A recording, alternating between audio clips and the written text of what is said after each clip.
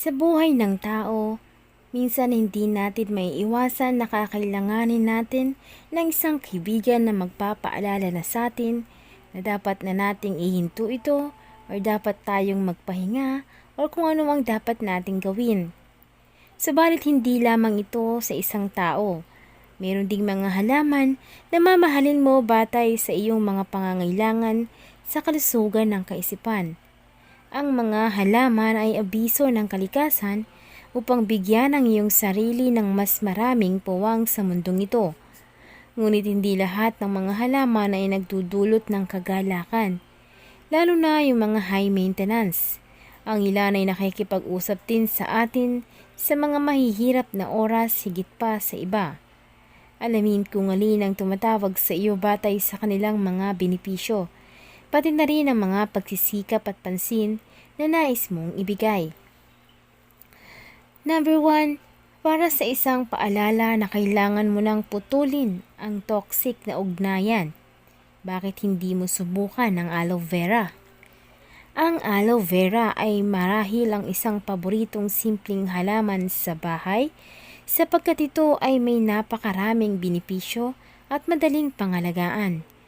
Kung ikaw ang uri ng magbibigay ng maraming emosyonal, monetarily or physically sa iba, ikaw at ang aloe vera ay maaaring gumawa ng perpektong pagpapares.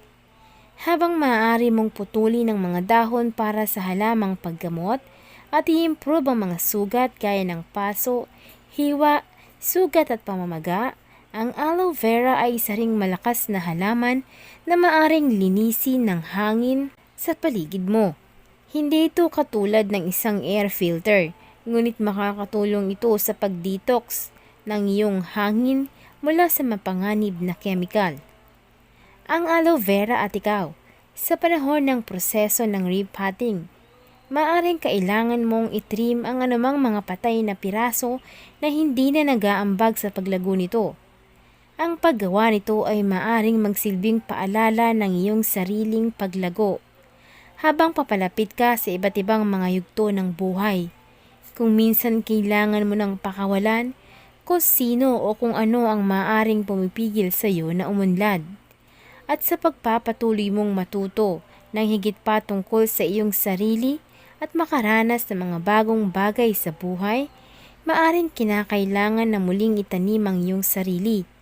Gumawa ng mga pagpipilian na makatutulong sa iyo na magpatuloy na lumaki sa taong nais mong maging. Number 2, para sa isang paalala na mag-relax at manatiling kalmado. Subukan ng lavender. Ang halaman na ito ay easy sa mga mata, smells delightful, at pinagkukunan ng isa sa pinakatanyag na mga halagang langis. Para sa mga nakakalimutang mag-relax o kumuha ng ilang segundo para sa kanilang sarili, lalo na sa pagtatapos ng araw, para sa iyo ang lavender at ang makapangyarihang pabango nito.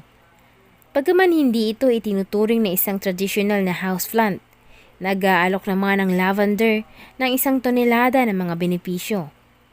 Ang amoy ng bulaklak ay napakabisa sa pagbabawas ng pagkabalisa at pagbibigay ng isang kalmadong kapaligiran. Sa pangkasalukuyan, mahusay din itong idagdag sa iyong beauty routine dahil may katangian ito na antiseptic at anti-inflammatory. Ikaw at si lavender, ipikit ang iyong mga mata at huminga ng malalim sa tuwing nasasabik ka o kung nais mong magpahinga ng magandang gabi. Habang nilalanghap mo ang nakare-relax na bango, makakatulong itong huminahon ka. Sa panahon ng mas maiinit na buwan ng tagsibol, ilipat ang iyong halaman ng lavender sa labas dahil tinutulungan nito ang halaman na mahuli ang ilang sariwang sinag ng sikat ng araw.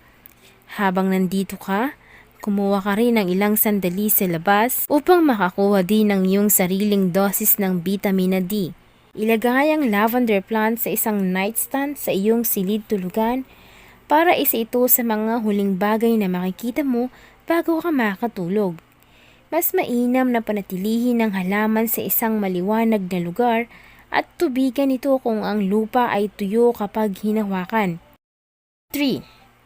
Para sa isang paalala na panatilihin ng balanse sa trabaho at buhay, subukan ang Peace Lily. Narito ang isa pang natural na paglilinis upang idagdag sa listahan. Ang mga Peace Lily, ang napakarilag na halaman na ito, ay nagpapabuti ng daloy ng enerhiya sa bahay dahil tinatanggal nito ang mapanganib na chemical sa panloob. Pinaniniwalaan din na makatutulong sa mga tao na umunlad sa pag-iisip, sa pisikal at espiritual. Kung ikaw ay nasa astrolohiya, masasalamin mo na ang Peace Lily ay may maselan at banayad na itsura, ngunit labis na malakas at malalim ang ugat, katulad ng enerhiya na inilabas ng mga taong ipinanganak sa ilalim ng tanda ng zodiac ng Cancer. Ang mga Peace Lily at ikaw. Ang Peace Lily ay sumisimbolo ng kapayapaan, katahimikan, kasaganaan, paglilinis at pag-iisa. Dahil ang mga Peace Lily ay may napakalakas na simbolismo, magsalita ng positibong mga pagpapatunay sa iyong mga halaman. Sabihin mo lamang kung ano ang nais mong marinig. Kung saan naman ito ilalagay, ilagay mo ito sa iyong silid-tulugan o tanggapan sa trabaho upang matulungan na balansehin ang lahat ng mga enerhiya sa iyong puwang.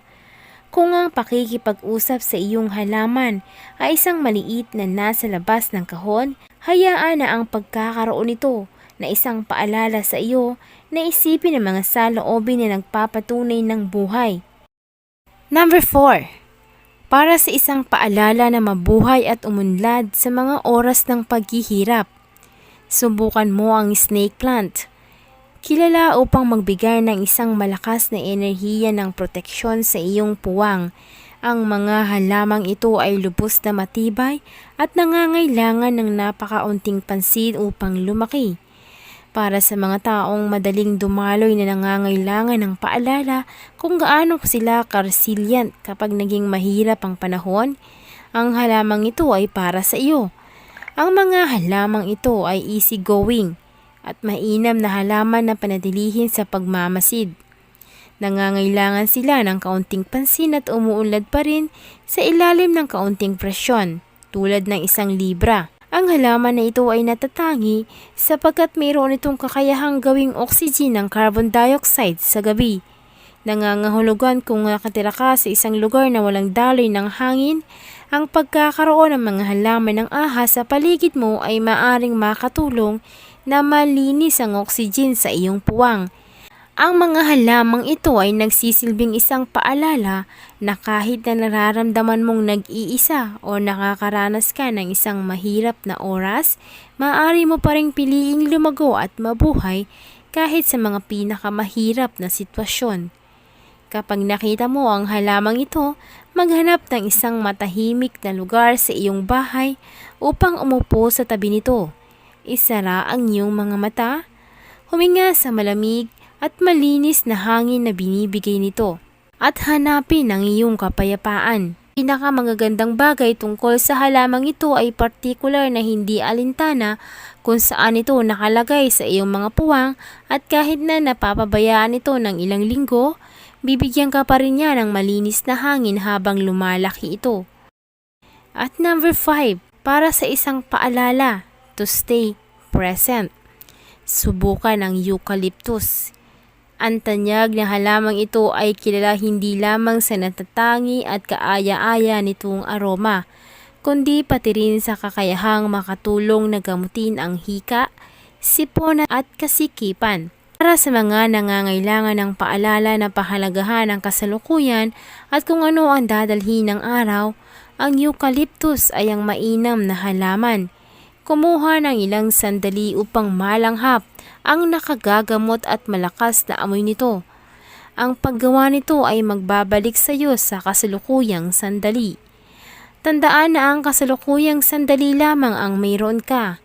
Huwag isipin kung ano ang nangyari kahapon dahil hindi mo mababago iyon, at huwag alalahanin ang iyong sarili sa listahan ng dapat gawin bukas dahil ang mayroon ka lamang ay ang sandaling ito, kaya i-enjoy mo. Kung nararamdaman mo ang iyong sarili na medyo under the weather, Maaari kang lumikha ng isang eucalyptus bat bouquet upang dalhin sa shower. So yan lamang ang 5 sa mga houseplant na magsisilbing paalala sa lahat ng bagay na nakakalimutan mo o mga dapat mong gawin. Naway may naibigan kayo sa video ito mga kaibigan.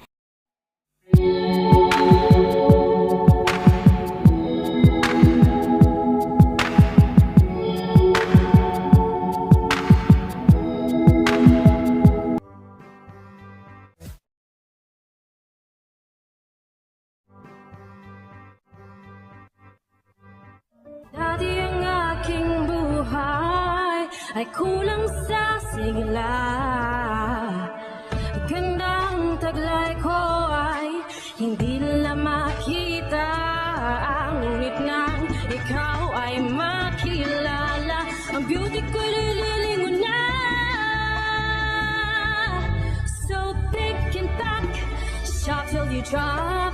Sa easy shop, gagandang buhay. Pick and pack, shop till you drop. Sa easy shop, mundong magiging makulay. Pick and pack, shop till you drop. Sa easy shop, gagandang buhay. Pick and pack, shop till you drop. Sa easy shop, mundong magiging